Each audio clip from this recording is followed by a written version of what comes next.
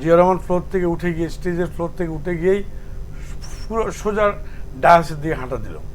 আমিও ভয় পেয়ে গেলাম। ডায়াসের দিকে হাঁটা দিয়ে আমাকে আলতো করে সরিয়ে দিয়ে উনি মাইকে বলল, ট্রাক চালিয়ে ছাত্রদের উপর দিয়ে এরশাদ ছাত্র হত্যা করেছে। কোনো ছাত্র কিন্তু এরশাদ পরবর্তী সরকারের অংশীদারিত্ব চায় নাই। পিয়ার পেছনের রাস্তা দিয়ে তো কেউ যাওয়া উচিত নয়। এটা তো জামাত চায়, কারণ ওরা জানে জীবনে ক্ষমতা আসতে পারবে না। বড় বড় প্রত্যেকটা কোম্পানিকে নিরাপত্তার দায়িত্ব নিয়েছে জামাত এবং এনসিপি, হাজার কোটি টাকার কন্ট্রাক্টে। সেটাকে চাঁদাবাজি বলছে না। তাদের পিএরা যা করেছে সেটাকে চাঁদাবাজি বলছে না। পার্বত্য চট্টগ্রাম উন্নয়নের সবচেয়ে বড় বাধা হলো চাঁদাবাজি করছে পুরো দমে জামাত ইসলাম, শিবির এবং এনসিপি। দর্শক, স্বাগত জানাচ্ছি দেশের কথা অনুষ্ঠানে। আজকে আমাদের মাঝে উপস্থিত আছেন বিএনপি জাতীয় নির্বাহী কমিটির সহ কর্মসংস্থান বিষয়ক সম্পাদক জনাব ওয়াদুদ ভূঁইয়া। আপনাকে স্বাগতম। হ্যাঁ, আপনাকেও ধন্যবাদ এবং দর্শকদেরকেও ধন্যবাদ। শুরুতেই জানতে চাইব, আপনি খাগড়াছড়ি জেলার সংসদ সদস্য ছিলেন 2 বার, সেই সাথে পার্বত্য চট্টগ্রাম উন্নয়ন বোর্ডের সাবেক চেয়ারম্যান ছিলেন। আপনার রাজনৈতিক জার্নিটা শুরু হয়েছে কিভাবে এবং কি আপনার অনুপ্রেরণা ছিল এবং যার ফলে আপনি এই জায়গায় চলে আসছেন? আমার রাজনৈতিক জার্নিটা অত্যন্ত কঠিন, দুর্গম, পিচ্ছিল। স্বাধীনতা যুদ্ধকালীন সময়ে আমি খুব ছোট। তখন জিয়াউর রহমান, মেজর জিয়া, তখন স্বাধীনতা যুদ্ধ করার জন্যই তিনি রামগড়ে একটি ক্যাম্প করেন। রামগড় তখন মহকুমা। তো ওই রামগড় মহকুমায় তিনি যখন মুক্তিযোদ্ধাদেরকে ট্রেন্ড আপ করেন এবং সেখান থেকে যুদ্ধ করছেন, বিভিন্ন জায়গায় গিয়ে হানাদার বাহিনীকে অ্যাটাক করছেন, তখন তিনি চট্টগ্রাম বেতার কেন্দ্রের যন্ত্রটি, যেটাতে তিনি স্বাধীনতার ঘোষণা দিয়েছিলেন, সেটা তিনি কিন্তু চট্টগ্রাম কালুরঘাট বেতার কেন্দ্র থেকে রামগড় নিয়ে যায়। রামগড় নিয়ে তিনি বসান সেটা রামগড় পোস্ট অফিসে। সেই পোস্ট অফিস থেকে তিনি সেটা নিয়ন্ত্রণ করতেন। দেশের গান টান শুরু করলেন। তখন আমরা এত ছোট যে আমরা তখন ওই পোস্ট অফিসে এটা দেখার জন্য চলে গেলাম। মাঠে যে ট্রেনিং দিচ্ছে সেখানে চলে যেতাম। তো আমাদেরকে মাঠের ভাবে ঢুকতে দেওয়া হতো না। এই অবস্থায় আমি একটা পর্যায়ে জিয়াউর রহমান একদম স্পর্শ সান্নিধ্যে চলে গেলাম। জিয়াউর রহমান আমাকে স্পর্শ করলো, আমার এই চুবুকে হাত দিল, কাঁধে হাত বুলিয়ে দিল, পড়াশোনা করো, যাও, ঘুরো না। এইভাবেই জিয়াউর রহমানের প্রতি আমার একটা আগ্রহ আসলো এবং আমি অনুপ্রাণিত হলাম, একটু ভালো লাগা তৈরি হলো। সেটা রাজনীতির কিছু না, রাজনীতি তো বুঝি না, বুঝার বয়স হয়নি। জিয়াউর রহমান, এর আগে মা বাবা সবার কাছে শুনেছি জিয়া নামে একটা লোক স্বাধীনতা যুদ্ধের ঘোষণা করেছে, মেজর জিয়া বলছি সেইটা। এবং এই যে সাক্ষাৎ, এই যে জিয়াউর রহমানের শারীরিক স্পর্শ, এটা আমাকে খুবই উদ্বেলিত করেছে এবং আমাকে খুবই মানে কি বলবো, এটা মানে আনন্দদায়ক, আমার জীবনের জন্য, তৎসময় জীবনের জন্য খুবই একটা স্পর্শকাতর পজিটিভ টাইম মনে হয়েছে আমার কাছে। এরপরে স্কুলে যখন আমরা পড়ি তখন দেখি ছাত্র ইউনিয়ন, ছাত্রমৈত্রী, বিভিন্ন দল আছে, কিন্তু জিয়াউর রহমানের কোনো দল নাই। আমি যখন ক্লাস 9-এ পড়ি তখন আমি ছাত্রদের সুবিধা অসুবিধা নিয়ে আমি কথা বলি, কাজ করি। একদিন দেখা গেল যে ছাত্রদেরকে বাস কন্ট্রাক্টররা বারবার গাড়ির থেকে ফেলে দেয়, হাফ ভাড়া দিত ছাত্ররা, গাড়ির থেকে ফেলে দেয়। এই নিয়ে অনেক ছাত্র আহত হয়। আহত হওয়ার প্রেক্ষিতে একদিন আমি সবাইকে সংঘবদ্ধ করে আমি বাস শ্রমিক এবং বাসের উপর হামলা চালাই, মিছিল নিয়ে, বিক্ষোভ নিয়ে যাই। এভাবে কিন্তু আমার মধ্যে একটা রাজনৈতিক ক্রিয়া প্রতিক্রিয়া কাজ করছিল ভিতরে। কিন্তু আমি কোনো রাজনৈতিক দলের সাথে স্কুলে তখন, যদিও ইউনিয়ন বা মৈত্রী এই জাতীয় বাম রাজনৈতিক ঘরানার দলগুলো ছিল, কোথাও যায়নি। বললাম যে জিয়াউর রহমানের যদি কখনো দল হয় তখন করব। সেই হিসাবে যখন আমি ইন্টার শেষ করি, ইন্টারে যাই, ইন্টারে যাওয়ার আগে অর্থাৎ ক্লাস 10-এ বলা যায়, এসএসসি পরীক্ষা দিয়েছি, তখন জিয়াউর রহমান আমাদের ওই এলাকাতে যান এবং শিল্পী সিনেমা হল নামে একটা হলে তিনি এলাকার গণ্যমান্য লোকদেরকে নিয়ে এটা সমাবেশ করেন। ইতিমধ্যে স্কুলে বিতর্ক প্রতিযোগিতা বা উপস্থিত বক্তৃতা ইত্যাদিতে, স্কাউট ইত্যাদিতে আমি অ্যাটেন্ড করতাম, ঢাকা আসতাম, চট্টগ্রাম যেতাম, আন্তর্জেলা করতাম। এতে করে লোকাল এসডিও আমাকে খুব স্নেহ করতেন। ভালো জানতেন। তো এসডিও সাহেব ওই উপস্থাপনার দায়িত্ব আমাকেই দিল। আমি মাত্র মেট্রিক দিয়েছি, এত ছোট সময় দিল। দেওয়ার পরে আমি জিয়াউর রহমানের সামনে এই উপস্থাপনা শুরু করলাম। উপস্থাপনার যে ট্রেডিশনাল যে ধারা ছিল, সেই ধারা ব্রেক করে আমি শুরুতেই বললাম, মাননীয় রাষ্ট্রপতি, আপনার কাছে আমার প্রথম দাবি হলো এই অঞ্চল কোনো কলেজ নেই।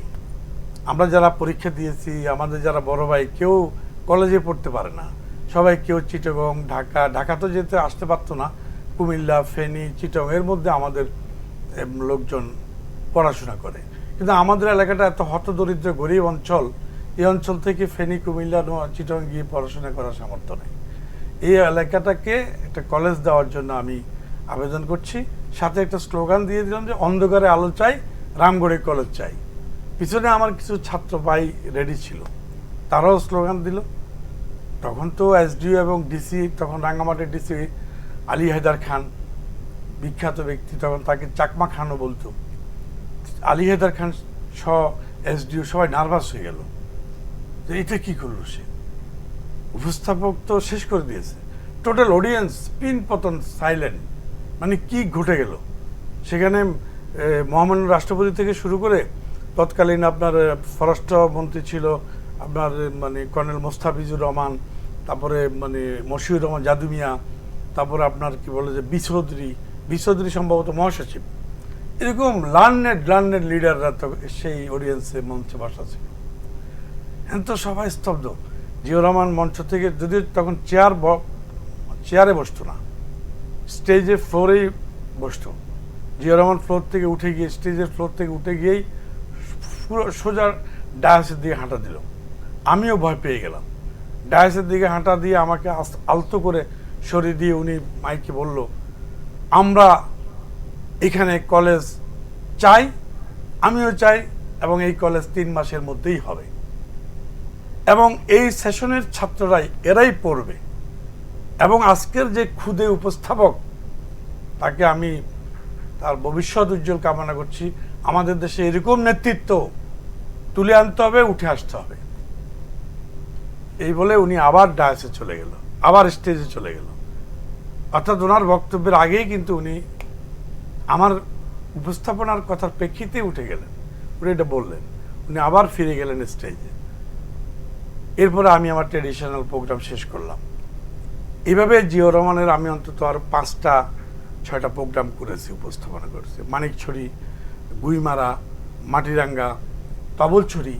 ওনার মৃত্যুর 16 দিন আগে আমি সর্বশেষ অনুষ্ঠানের উপস্থাপনা করি সেখানকার তবলছড়িতে, মাটিরাঙ্গার তবলছড়ি। সে দুর্গম, রাস্তা ছিল না, 3 দিন লাগতো যেতে। তো সেখানে প্রথম বাংলাদেশ আমার, শেষ বাংলাদেশ আমার গাইতে হবে, সেটা বলা হলো। আমরা আমাদের কলেজের, আমি তখন ফার্স্ট ইয়ারে উঠে গেছি, ফার্স্ট ইয়ার, আমাদের কলেজের ছেলে মেয়েদেরকে নিয়ে আমি 3 দিন এই রাস্তা বেয়ে চলে গেলাম। গিয়ে তবলছড়িতে টিকি হাই স্কুল নামে একটা হাই স্কুলে আমরা অবস্থান নিলাম এবং রিহার্সাল দিয়ে রেডি করলাম। আর জিয়াউর রহমানের জন্য একটি পাহাড়ি মাসাঙ্গর তৈরি করা হলো, যে মাসাঙ্গরে উনি অবস্থান করবেন, থাকবেন, রাত্রি যাপন করবেন। কিন্তু দেখা গেল যে বৃষ্টি, ওয়েদার একটু খারাপ আজকের মতো। এই অবস্থায় সেখানে কিন্তু লিড করেছিল রাঙামাটির সুবিমল দেওয়ান। তিনি ছিল প্রেসিডেন্টের অ্যাডভাইজার, চাকমা। সুবিমল দেওয়ান উনি চাকমা। উনি আমাকে খুব স্নেহ করতেন। আমি সেখানে উপস্থাপনা করলাম। একটা পর্যায়ে দেখলাম একটা কানাঘুষা চলছে, কিছু হেলিকপ্টার ঘুরছে। তখন গোয়েন্দারা এসে প্রেসিডেন্টকে কানে কানে জিয়াউর রহমানকে বললেন, কি জেনে বললেন, মানে মিনিংটা আমরা পরে বুঝতে পারলাম যে আপনাকে এখানে রাত্রি যাপন করা ঠিক হবে না। আমি অনুষ্ঠান আমরা শেষ হয়েছে, কিন্তু রাত্রি যাপনটা থাকার যে কথা ছিল, যে মাচাং ঘর, ওখানে যে প্রেসিডেন্ট রাত্রি যাপন করার প্ল্যান ছিল, ওটা থাকা হয়নি। তিনি চলে আসলেন গোয়েন্দা তথ্যের ভিত্তিতে নিরাপত্তার জন্য। একদিকে বর্ডার একদম নিকটে ছিল, ইন্ডিয়া বর্ডার সর্বোচ্চ 500 গজ। অনুষ্ঠান যেখানে 500 গজের পরে ইন্ডিয়া, এর মধ্যে কিছু নেগেটিভ কথা আসতেছে। এই অবস্থায় জিয়াউর রহমান চলে আসলেন। এই জিয়াউর রহমানের সাথে আমার শেষ দেখা, যদিও আমি ওনার দাফনে অংশগ্রহণ করি, কারণ আমি এর মধ্যে ইন্টার ফার্স্ট ইয়ারে ছাত্রদলে যোগদান করে ফেলি। যেহেতু ওই অঞ্চলে সিনিয়র ভাইরা পলিটিক্স করে না, সিনিয়র ভাইরা অন্যান্য উপজেলায় থাকতো, তখন মহকুমাগুলো ছিল রাজনৈতিক জেলা। আমি তখন রামগড় রাজনৈতিক জেলার ছাত্রদলের প্রেসিডেন্ট হই, বাংলাদেশের সর্বকনিষ্ঠ। তো সেই হিসাবে আমাদের জিয়াউর রহমান যেদিন মারা যান 30 তারিখ মে 30 মে, তিনি সেদিন কিন্তু চট্টগ্রামে সভা শেষ করে সকালের ফার্স্ট ফ্লাইটে ঢাকা আসবেন, এসে জাতীয়তাবাদী ছাত্রদল কেন্দ্রীয় সেন্ট্রাল কমিটির কাউন্সিল করবেন। সেই কাউন্সিলের একজন আমি কাউন্সিলর, ভোটার, সেই হিসাবে আমি অ্যাটেন্ড করলাম। আজকের যে সুগন্ধা অতিথি ভবন, রাষ্ট্রীয় অতিথি ভবন, এই সুগন্ধা অতিথি ভবনে এই কাউন্সিলের প্যান্ডেল, আমরা সেখানে অপেক্ষা করছি। 10টা পার হয়ে 11টা 12টা, কোনো খবর নেই, প্রেসিডেন্ট আসছে না কেন। সিনিয়র লিডাররা তোলপাট শুরু করলো, প্রেসিডেন্ট কোথায় গেল, আসছে না কেন। এর মধ্যে গুঞ্জন শুরু হয়ে গেল। সুগন্ধাতে থাকতো কিন্তু তৎকালীন প্রধানমন্ত্রী শাহ আজিজকে ছাত্র নেতারা ধরলো, চেপে ধরলো যে বলেন প্রেসিডেন্ট কোথায়, কি অবস্থা। এক পর্যায়ে শাহ আজিজ বাধ্য হয়ে রেডিওর নবটা ঘুরিয়ে দিল, বললো তোমরাই শুনো। রেডিওতে তখন হাম নাদ বাজছে আর বলছে যে প্রেসিডেন্টকে কিছু দুষ্কৃতিকারী হত্যা করেছে। এরপরেই তো ছাত্রদের অশ্রু, চোখের জল এবং শোক, ক্ষোভ ইত্যাদি নিয়ে ওই প্যান্ডেলে জাতীয়তাবাদী ছাত্রদলের কাউন্সিলের যত ছাত্র ছাত্রী ছিল সারা দেশের, সবাই মিলে আমরা রমনা পার্কের এই রাস্তা ধরে কাকরাইল হয়ে পল্টন হয়ে আমরা প্রথম মিছিল করি জিয়াউর রহমানের মৃত্যুর প্রতিবাদে, হত্যার প্রতিবাদে। তারপরে ওনার লাশ আসে না, রাঙ্গুনিয়াতে লাশ পড়ে আছে, সেটা খুঁজতে খুঁজতে সময় লেগেছে। লাশ আসলো মানে পুরনো সংসদ ভবনের সামনে, সেখানে আমি গিয়ে দেখার সৌভাগ্য হলো। আমি অপেক্ষা করছি লাশ দেখার জন্য। সেখানে গিয়ে প্রথম জীবনে বেগম খালেদা জিয়াকে দেখতে পেলাম, তারেক রহমানকে দেখতে পেলাম, আরাফাত রহমান কোকুকে দেখতে পেলাম। আমরা ঘুরে ঘুরে ঘুরে ঘুরে ঘুরে ঘুরে লাশ দেখে গেলাম। রাষ্ট্রীয় সকল প্রধান, বিভিন্ন প্রতিষ্ঠানের, সেনাবাহিনী বলে, বিমান বাহিনী বিভিন্ন সংস্থা অর্থাৎ প্রতিষ্ঠান, রাষ্ট্রীয় প্রতিষ্ঠান, সরকারি প্রতিষ্ঠানের প্রধানরা সেখানে সবাই উপস্থিত ছিল এবং জিয়া লাশ দেখলো, কফিন দেখলো। তারপরের দিন ওনার দাফন। আমরা লাশ দেখেছি সন্ধ্যার দিকে। আমি আমার বন্ধুর বাসায় ফার্ম গেটের থেকে গেলাম, যেহেতু জানাজা হবে মানিক মিয়াতে, যাতে করে আগে ভাগে গিয়ে লাশের কাছে দাঁড়াতে পারি। কিন্তু দেখা গেল এত কাছে থেকেও আমি কিন্তু অনেক দৌড়ানোর পরেও আমি সামনের কাতারে যেতে পারিনি। লক্ষ লক্ষ মানুষ ঠেলে আমাকে ওই কবর যেখানে দিচ্ছে যাওয়া সম্ভব হয়ে ওঠে নাই। কবরে আমি মাটি দিয়েছি শেষ দিকে, মানুষজন অনেকেই কমে যাওয়ার পর। অর্থাৎ এইভাবেই আমার জাতীয়তাবাদ, জিয়াউর রহমান এবং জিয়া পরিবারের সাথে আমার সম্পর্ক। ওইটাই আমি বদ্ধ মূল ধারণা নিয়ে যে এই দলের মাধ্যমে আমি মানুষের জনসেবা করি, মূলত জনসেবামূলক কাজ দিয়েই। পাহাড়ি বাঙালির সাম্প্রদায়িক সম্প্রীতি, শান্তি বাহিনী গুলি করলো, তখন বাঙালি এবং পাহাড়ি মুখোমুখি হয়ে যাচ্ছে, তখন মাঝখানে দাঁড়িয়ে সম্প্রীতি রক্ষার জন্য কাজ করেছে। পাহাড়ি রাজনীতি তো সহজ না, প্লেনল্যান্ডের রাজনীতি, আওয়ামী লীগ, বিএনপি, জামাত, জাতীয় পার্টি, এই ওখানে কিন্তু অনেকগুলো ফ্যাক্টর। সশস্ত্র গ্রুপের 4টা দল আছে, রাজনৈতিক দল, ওরা আবার সশস্ত্র দল। আওয়ামী লীগ আছে, বিএনপি আছে, জামাত আছে, জাতীয় পার্টি আছে। এরপরে সেনাবাহিনীর সাথে আমাদেরকে মিলেমিশে কাজ করতে হয়, ওনাদেরও চাওয়া পাওয়ার সাথে আমাদের সমন্বয় রক্ষা করতে হয়।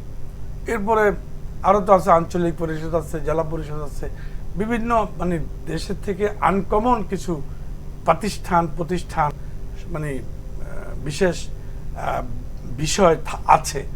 এই পিচ্ছিল পথকে ম্যানেজ করে, সমন্বয় করে রাজনীতি করা খুব কঠিন।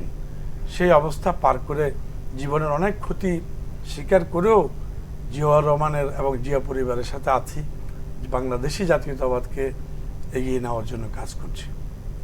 শুনছিলাম আপনার রাজনীতিতে আসার গল্প। একটু জানতে চাইবো, আপনি যখন পার্বত্য চট্টগ্রাম উন্নয়ন বোর্ডের চেয়ারম্যান ছিলেন, সেই সময় আপনার সবচেয়ে চ্যালেঞ্জ কি ছিল? সবসময় আমি একটা জিনিস চিন্তা করছি যে একজন মানুষ এমপি হয় 5 বছরের জন্য, আমি হয়তো আবার হব, কিন্তু তার কোনো বিশ্বাস নাই, মানুষের মৃত্যুরও বিশ্বাস নেই। অতএব এই সুযোগ যখন আমি পেয়েছি জনগণের কাজ করার, আমি প্রথম কল্পনা করেছি এটা একটা মিনিটও নষ্ট করব না, প্রতিটা মুহূর্ত আমি পাবলিকের ডেভেলপমেন্টের কাজ করব, পাবলিকের জনস্বার্থে কাজ করব, ব্যক্তি স্বার্থে কাজ করব। আমি যখন এমপি বা ডেভেলপমেন্ট বোর্ডের চেয়ারম্যান ছিলাম, আমি দিনে 2 ঘন্টা বেশি ঘুমাইনি। আমি প্রতিনিয়ত কাজ করছি, গভীর রাত অবধি কাজ করেছি, যার জন্য আজকে আমার হাজার হাজার রাস্তা এখনো বিদ্যমান, শত শত স্কুল কলেজ আমার হাতে বিদ্যমান, ওখানে মসজিদ মাদ্রাসা মন্দির ক্যাং আমার হাতে করা, মাত্র 5 বছরে। 5 বছরে এটা কল্পনা করা যায় না, এত ডেভেলপমেন্ট। যদি আমি সব গ্রামীণ উন্নয়ন করেছি, কিছুটা পর্যটনের উন্নয়নও করেছি। আজকে যে সাজেক, সেটাও আমার হাত দিয়ে সৃষ্টি। সাজেকের রাস্তা আমি করেছি, সাজেক যেতে 7 দিন লাগতো, যেখানে আজকে টুরিস্টরা যাচ্ছে। আজকে ওখানকার যে আম্রফালি রাজশাহীকে বিট করছে, সে আম্রফালি আমি সেখানে উন্নয়ন বোর্ডের মাধ্যমে আমি মানুষকে বিনামূল্যে বাগান করে দিয়েছি, 4000 পরিবারকে। অর্থাৎ আমি বলতে সরকারি টাকায়। খালেদা জিয়াকে, আমাদের প্রধানমন্ত্রী, মাননীয় প্রধানমন্ত্রী খালেদা জিয়াকে আমি বুঝিয়ে আমি আর্থসামাজিক উন্নয়নের জন্য, মানুষকে আত্মনির্ভরশীল করার জন্য প্রকল্প নিয়েছি। এবং আমার ভীষণ ছিল এই গরিব মানুষগুলোকে যে আত্মনির্ভরশীল কিভাবে করা যায়, তাদের আত্মকর্মসংস্থান কিভাবে সৃষ্টি করা যায়। আজকে জুলাইয়ের 16 তারিখ, ঠিক 1 বছর আগে এই দিনেই আবু সাঈদ এবং ওয়াসিম সহ মোট 6 জন শহীদ হয়েছিলেন। তো সেই ঘটনার আজকে 1 বছর পূর্তি।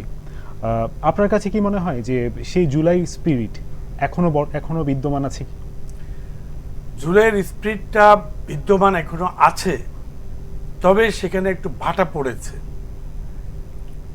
বিদ্যমান আছে নাই তা না, যেমন আমার ওয়াচে, আমার ঘড়িতে কিন্তু আবু সাঈদের ছবি লাগানো। আমার মতো একটা মানুষ, আমি তো ছাত্র না, আমি তো ছাত্রত্ব ইউনিভার্সিটি শেষ করছি বহু আগে। 90-এর আন্দোলনে আমি ছাত্র ছিলাম, বিশ্ববিদ্যালয়ের ছাত্র, এরশাদ বিরোধী ফাইট করেছি, গুলির মুখোমুখি হয়েছি। তবে এখন তো আমার ছাত্রত্ব নাই, কিন্তু আমি আবু সাঈদের ছবিটা ধারণ করি আমার ঘড়ির স্ক্রিনে। কেন করি? স্পিরিটটা আমার মতো এরকম অনেকের মধ্যে আছে, কিন্তু স্পিরিটটা আমরা কিন্তু নষ্ট করে দিচ্ছি। কারা? যেমন যারা বিএনপি 16 বছর 15 বছর আন্দোলন করতে করতে করতে করতে করতে করতে একটা প্রেক্ষাপট সৃষ্টি করেছে, নির্যাতন জুলুম স্বীকার করে এই সরকারের কোমর মাজা ভেঙে দিয়েছে। এমন একটা প্রেক্ষাপট সৃষ্টি করতে চেষ্টা করেছে যে আপামর জনগণ, ছাত্র জনতাকে কখন আমরা নামাতে পারবো। ঠিক তখনই জুলাইতে গিয়ে এদেশের ছাত্র জনতা নেমে গেল এবং বিএনপি ত্যাগের সুফল ছাত্র জনতা এনে দিল। রক্তের বিনিময়ে লাশের উপরে পা দিয়ে শেখ হাসিনা পালিয়ে গেল। তো এই স্পিরিটটা আমরা ধারণ করতে পারছি না কেন? এই ছাত্র নেতারা যদি প্রথমত সরকারের অংশীদারিত্ব না চাইতো, যেহেতু ওদের অনেকের বয়স 25 হয়নি, আমাদের দেশে 25 বছর আগে এমপি হওয়া যায় না, প্রার্থী হওয়া যায় না, মন্ত্রী তো দূরে থাক। তাহলে এই যে ভিলো প্রসেস, স্টুডেন্টরা পড়ার টেবিলে ফিরে না গিয়ে তারা সরকারের অংশীদারিত্ব নেওয়াটা ঠিক হয়নি, এবং তাদেরকে অংশীদারিত্ব দেওয়াটাও ঠিক হয়নি। তারা আবার জাতির প্রয়োজনে আবার বেরিয়ে আসতো, সরকার যদি সঠিক না চলে আবার বেরিয়ে আসতো, রাজনৈতিক দল যদি সঠিক না চলে আবার বেরিয়ে আসতো, তাহলে স্পিরিটটা থাকতো অটুট হিমালয়ের মতো। কিন্তু ওখানে গিয়েই তারা টাকার মোহে পড়ে গেল। যেমন সজীবের যে এলজিআইডি উপদেষ্টা, সজীবের পিএ 300 কোটি টাকার মালিক, এপিএ 441 কোটি টাকার মালিক, যেগুলো দুদুকে মামলা হয়েছে, দুদুক ধরেছে। এতে করে ওই যে জুনিয়র লেভেলের যে স্টুডেন্টরা এরা কি শিক্ষা পেল? এরা শিক্ষা পেল যে আমাদের ছাত্র নেতারা যেহেতু এত টাকার মালিক হয়, আমিও কিছু কামাই। ওই যে জুলার স্পিড থেকে তারা সরে যায়। নাহিদের বাবাও ইয়েতে ঘুরেছে, সচিবালয় ঘুরে ঘুরে কন্ট্রাক্ট নিয়েছে, বিভিন্ন কাজের টাকার টেন্ডার নিয়েছে। এই যে তারা এটা করাতে স্পিডটা প্রথমত আঘাত করে, সরকারের অংশীদারিত্ব না নিলে এবং এইরকম দায়িত্ব না নিলে, কাজ না করলে স্পিডে আঘাত হতো না। তবে এইখানে আমরা যারা সিনিয়র মুরব্বী, আমাদের আজকে প্রধান অ্যাডভাইজার ডক্টর ইউনূস সাহেব সহ সকল রাজনৈতিক দল যদি বলতো তাদেরকে যে তোমরা বীর, তোমরা পড়ার টেবিলে ফিরে যাও। স্বাধীনতা যুদ্ধেও আমাদের ছাত্ররা যুদ্ধ করেছে, তারা কিন্তু সরকারে অংশগ্রহণ করে নাই, অংশীদারিত্ব চায় নাই। এরশাদ বিরোধী 90-এর বিপ্লব আন্দোলনেও ছাত্ররা জীবন দিয়েছে। সর্বশেষ ছাত্র ছিল ডাক্তার মিলন, হত্যা হয়েছে। ট্রাক চালিয়ে ছাত্রদের উপর দিয়ে এরশাদ ছাত্র হত্যা করেছে। কোনো ছাত্র কিন্তু এরশাদ পরবর্তী সরকারের অংশীদারিত্ব চায় নাই, যার জন্য ওই স্পিরিটগুলো এখনো আছে, স্বাধীনতার স্পিরিটটা এখনো মানুষের মধ্যে আছে। পাশাপাশি যে সাম্প্রতিককালে এই যে মিটফোর্ডের ঘটনায়, সেখানে যেভাবে তারা, বিএনপি তো ক্ষমতায় নেই, তারা কেউ যদি অভিযোগ করে সরকারের বিরুদ্ধে করবে, সরকার ব্যবস্থা নেবে, সরকার অ্যারেস্ট করবে, ফাঁসি দিবে, জেল দিবে। বিএনপিকে আঘাত করে, কটাক্ষ করে তারেক রহমানকে, যেটা বাংলাদেশের রাজনীতিতে এখনো পর্যন্ত এই অসভ্য বর্বর ভাষায় স্লোগান হয়নি, সেটা কিন্তু এনসিপি করেছে। এনসিপি কারা?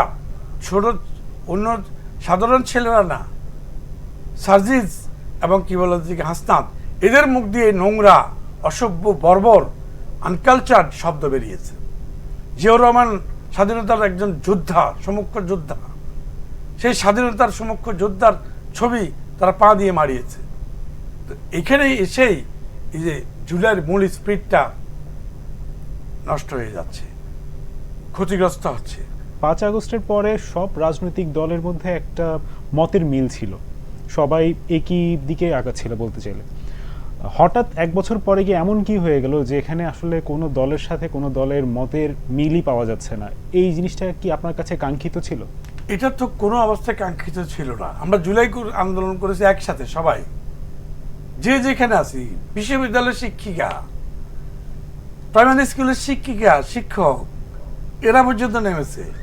আমার নিজের চোখের দেখা আলালের ঘরের দুলাল, শিল্পপতির টোটাল পরিবার, সাবেক জেনারেলদের টোটাল পরিবার, এই ডিউএসএসগুলোর থেকে যেভাবে বেরিয়েছে, জীবনে যারা রোদে যায় নাই এমন বাচ্চারাও বেরিয়েছে। তাহলে এমন এত বড় একটা ঐক্যের যে একটা বন্ধন ছিল জুলাই, সেই জুলাইটা নষ্ট হচ্ছে একমাত্র ক্ষমতার লোভে।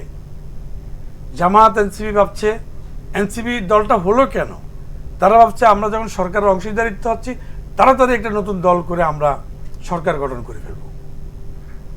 সরকার ক্ষমতার মোহ এই বাচ্চা ভাইদের, যাদের অভিজ্ঞতা এখন অনেক কম। এই যে আমি পিচ্ছিল পথের কথা বলছি, যে পথ অতিক্রম করে আসছি, জেল, জুলুম, হুলিয়া, এত কিছু খেটে জীবনের বড় অংশ শেষ করে দিয়েছি, ক্ষতিগ্রস্ত হয়েছি, আর সম্মানিত হয়েছি, এটা তো তারা দেখে নাই কিছু। তাদের তো সময় লাগবে, কিন্তু তারা এখনই ক্ষমতায় যেতে চায়। তারা এখনই বলে 300 আসন তারা পাবে। অথচ আপনি দেখেন তাদের লোক কয়জন আছে। জুলাইতে যারা আন্দোলন করছে তারা কেউ জামাতের, কেউ বিএনপির, কেউ জাতীয় পার্টির, কেউ সাধারণ ছাত্র, এখন ম্যাক্সিমাম তো যার যার ঘরে চলে গেছে। এনসিপি যারা করছে এটা তো শুধু মুষ্টিমেয় কিছু লোক রয়ে গেছে। তারা ক্ষমতার মোহে দ্বন্দ্ব সৃষ্টি করছে। এই বিভেদটা নিয়ে নির্বাচনের কোনো সংকট দেখছেন কিনা? আমি নির্বাচনে কোনো সংকট দেখছি না। এই বিভেদে কিছু আসে যায় না। রাজনীতিতে বিভেদ থাকে, রাজনীতির এটা একটা রাজনীতির বৈশিষ্ট্য। বিরোধ থাকে, একে অন্যের পক্ষে কথা বলে, তো সেটা একটা সীমা রেখা থাকে। তো আমরা জুলাইয়ের পরে আমরা চাইছিলাম নতুন ধারার রাজনীতি, সে হাসিনার অসভ্য রাজনীতি না, কাল নিউ জেনারেশন রাজনীতি চেয়েছিলাম, এখনো চাই। একদম নিউ জেনারেশন রাজনীতি হবে। গালাগালি হবে না, মারামারি হবে না, জগাজারি হবে না, পোস্টারিং লাগবে না, অনলাইনে আপনার আমার প্রচার হবে, আপনার আমার কথার মধ্যে দিয়ে ইলেকশনের প্রচার হবে।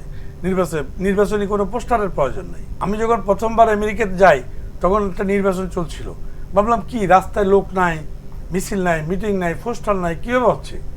আমি জিজ্ঞেস করলাম, বললো যে ভাই ওদের নির্বাচনে এভাবেই হয়।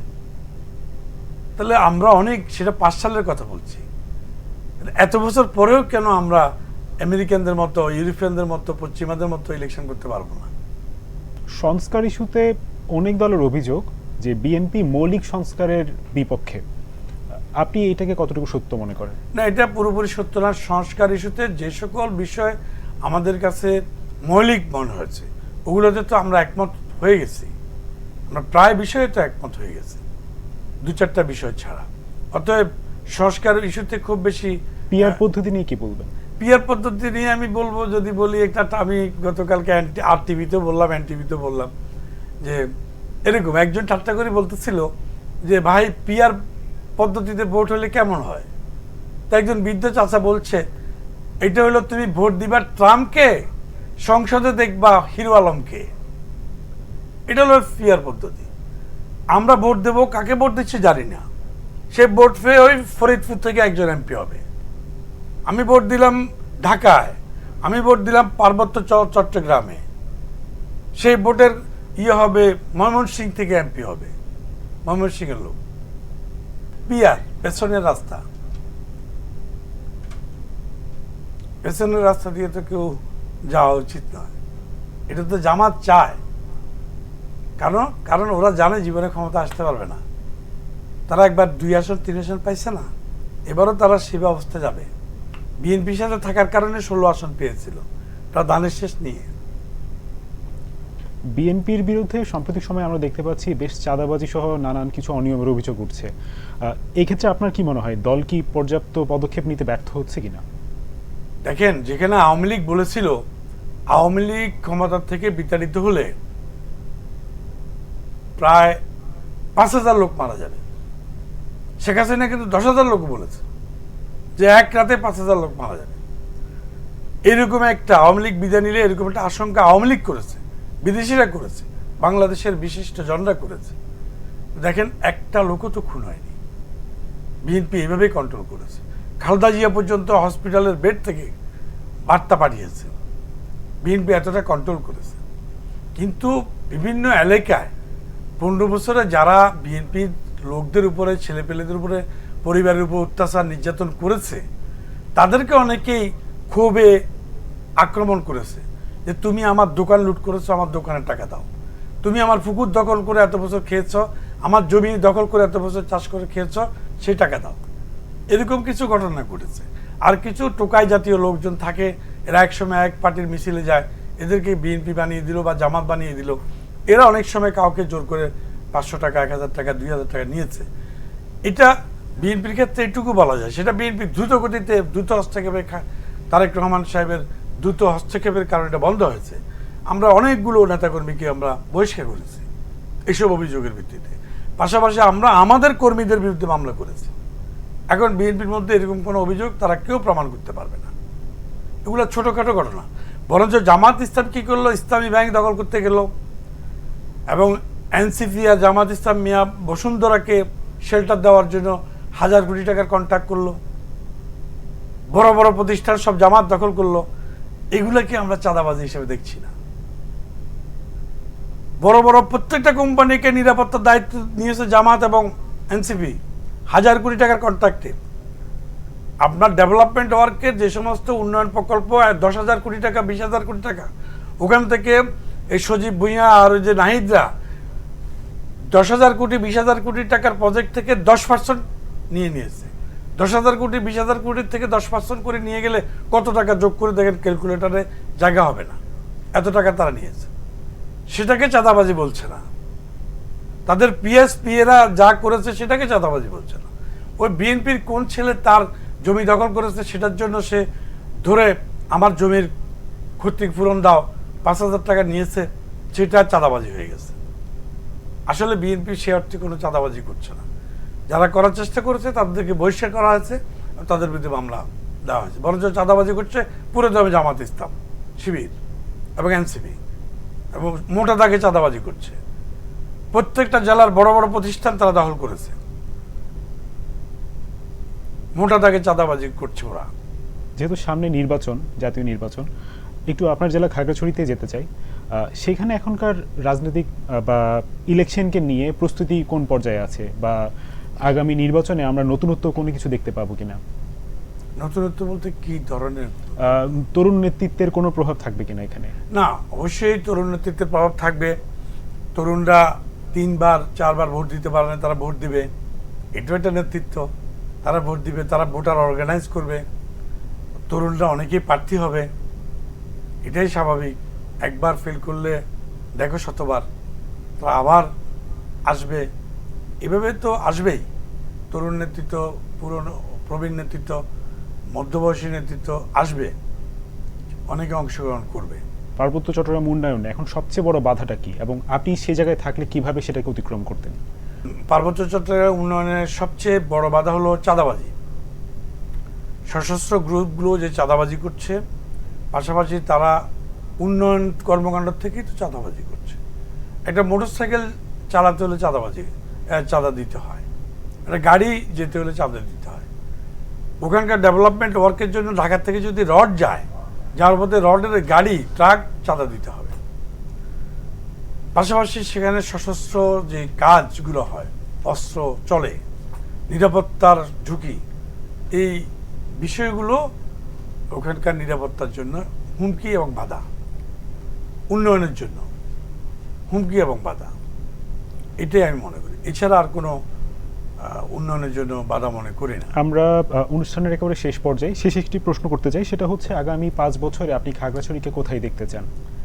আগামী 5 বছরে আমি চাই, যদি আমাকে ওখানকার লোকজন নির্বাচিত করে, ভোটাররা, বিগত 2001 থেকে 6 তারা আমার ডেভেলপমেন্ট উন্নয়ন দেখেছে, কাজ দেখেছে, যেহেতু আমার প্রমাণ আছে, কি করেছি তার দৃশ্যমান প্রমাণ দাঁড়িয়ে আছে, সেই হিসাবে যদি তারা আমাকে ভোট দিয়ে বিশ্বাস করে, তাহলে আমি এটাকে একদম সকল সম্প্রদায়ের জন্য একটি ফুলের বাগানে পরিণত করব। সারা বাংলাদেশের মধ্যে একটা মডেলে তৈরি করব, একটা পর্যটন আকর্ষণের একটা জায়গা তৈরি করব, যেখানে শুধু কিছু দেখতে যাবে না, মানুষ দেখতে যাবে যে পাহাড়ি বাঙালিরা কীভাবে বাস করে। পাহাড়ি বাঙালি ভাই ভাই হিসেবে আস্থা, বিশ্বাস স্থাপন করব এবং বন্ধুত্ব স্থাপন করব। বন্ধুত্ব এবং আস্থা, বিশ্বাসের জায়গাটাকে মজবুত করে ডেভেলপমেন্ট করব এবং সেখানে শিক্ষার হারকে আরও বাড়ানোর জন্য, তরুণ সমাজের কর্মসংস্থানের জন্য ব্যবস্থা করব, যে ব্যবস্থার মধ্যে দিয়ে তরুণরা কর্মজীবী হবে, পরিবারগুলো আত্মনির্ভরশীল হবে এবং মানুষগুলো নিরাপদে ঘুমাবে, দরজা খুলে ঘুমাবে, সেই ব্যবস্থা করব। বাংলাদেশের একটি জেলা, একটা মডেল, শুধু খাগড়াছড়ি না, রাঙামাটি, বান্দরবানও তাই করব। পার্বত্য অঞ্চলের একটা মডেলে পরিণত করব এবং সকল সমস্যাকে সমাধান করার জন্য সকল গোত্র, গোষ্ঠী, মহল বা অংশ, গ্রুপ, সশস্ত্র বলেন, নিরস্ত্র বলেন, সবার সাথে আলোচনার মাধ্যমে সমন্বয়ে আমি এটা পারবো। আমরা অনুষ্ঠানের শেষ পর্যায়ে আপনাকে অসংখ্য ধন্যবাদ আমাদের সাথে যুক্ত হওয়ার জন্য। বাংলা ভিশনের দর্শকদের উদ্দেশ্যে কিছু বলতে চাইলে আপনি চাইলে বলতে পারেন। বাংলা ভিশনের অনেক দর্শক, অনেক ভিউয়ার, বাংলা ভিশন আমরা দেখতে দেখতে আমরা দেখতাম, প্রচুর দেখতাম। বাংলা ভিশনের নিউজের জন্য আমরা অপেক্ষা করতাম, 10টা 30 কখন হবে, রাত 1টা কখন হবে, সেইভাবে দেখে আসতেছি। তো বাংলা ভিশনের প্রচুর ভিউয়ার, প্রচুর দর্শক, সকলের প্রতি আমি শ্রদ্ধা এবং ভালোবাসা জানাচ্ছি এবং বাংলা ভিশনের দর্শকদের থেকে আমি দোয়া চাই, সহযোগিতা চাই। আমার কোনো ভুলভ্রান্তি থাকলে আমাকে শুধরিয়ে দেবে, আমাকে মেসেজ দিয়ে, কল দিয়ে শুধরিয়ে দেবে নানাভাবে, কিন্তু আমি তাদের ভালোবাসা চাই, সারা বাংলাদেশের দর্শকদের ভালোবাসা চাই। ধন্যবাদ আপনাকে আমাদের সাথে যুক্ত হওয়ার জন্য। আপনাকেও ধন্যবাদ। দর্শক, এই ছিল আজকের আয়োজন। পরবর্তী আয়োজন দেখার আমন্ত্রণ রইল। সেই পর্যন্ত সবাই সুস্থ থাকুন, ভালো থাকুন এবং বাংলা ভিশনের সাথেই থাকুন।